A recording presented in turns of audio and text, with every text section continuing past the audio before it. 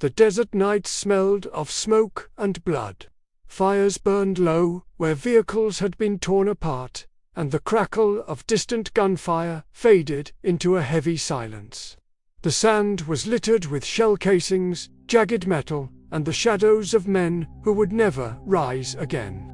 The battlefield looked frozen, as if the war itself was holding its breath. Amid the wreckage, she sat slumped against the torn door of a Humvee.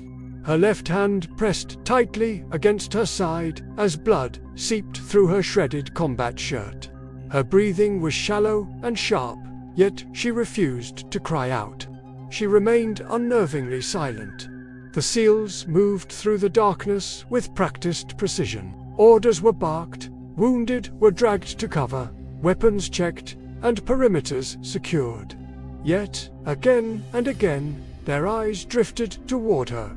She had appeared in the middle of their firefight like a ghost. She didn't wear their patch. She wasn't one of theirs. She was alone, and she was bleeding.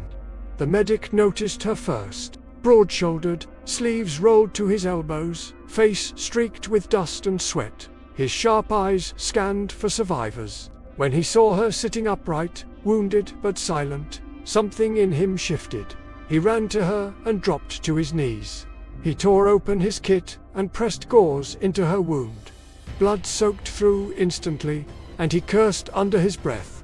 "Stay with me," he growled, hands already working. "Who the hell are you?" She didn't answer. Her eyes stared somewhere past him, unflinching, even as pain carved lines into her face.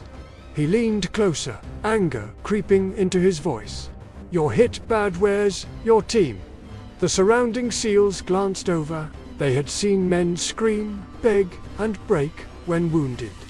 This woman didn't even wince. Her silence felt heavier than any scream. The medic pressed harder, blood slicking his hands. "Answer me," he snapped. "You don't sit quiet while you're bleeding out."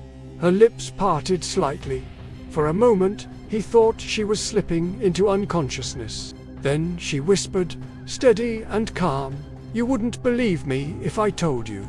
The night seemed to freeze. Men collecting magazines and dragging bodies turned to look. Her silence had unsettled them. Her words shook them even more.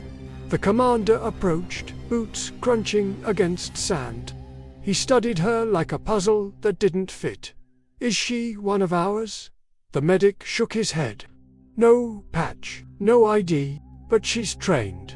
The commander crouched to her level. "What unit?" She lifted her gaze slowly. Firelight caught her eyes, and for a moment it felt like she wasn't looking at him, but through him. "I don't belong to your wars," she whispered. The commander frowned. "Then whose war do you belong to?" She closed her eyes and leaned back against the steel. Silence swallowed the question. The medic tightened the bandage. Frustration etched across his face. He had seen shock before. This wasn't shock, it was control. "Who trained you?" he asked again, softer now. Her answer came in fragments between ragged breaths. "People you'll never meet.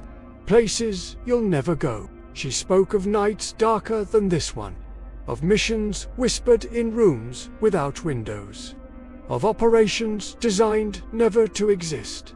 "I was trained by ghosts," she murmured. "Men without names. Women without faces. Belonging to no flag, no country." The medic felt the hair rise on his neck. He had heard the rumors, the late-night stories dismissed as myth. Hearing it from her steady voice made it real. "She's not giving answers," he said. "She's giving pieces." The medic didn't look up. "Pieces are all we're going to get." Hours passed. The firefight was over, but the silence it left behind carried weight. SEALs gathered closer, drawn by her gravity. "What do you call yourself?" one asked carefully. Her answer was immediate. "Nothing." The word landed like a weapon. As time dragged on, her strength faded. Her breaths grew heavier, her skin colder. Still, she refused to break. The medic leaned close, his voice nearly breaking. "Why won't you tell us everything?"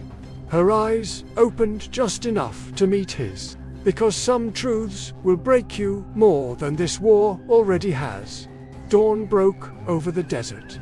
Gold light spilled across smoke and sand. The medevac arrived, rotors cutting the morning air. When they reached her, she was barely conscious, her hands still pressed against her wound. The medic leaned close. "You're not done."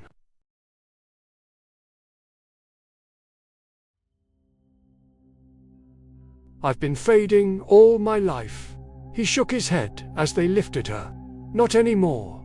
Her eyes turned toward the rising sun. For the first time, her silence felt less like armor and more like defiance. The helicopter lifted her away.